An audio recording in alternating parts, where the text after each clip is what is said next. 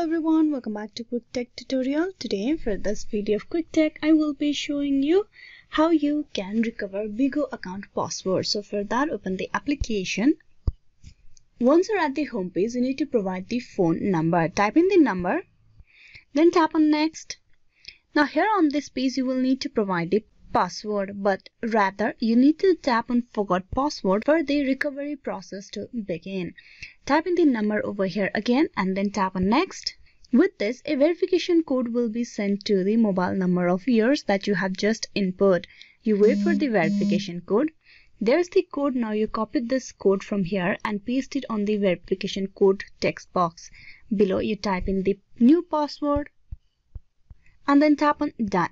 And with that, the recovery process of Bigo account is completed. So this is how you can recover the Bigo account. Hope this video was useful. Please like and subscribe the Quick Tech tutorial. Thank you.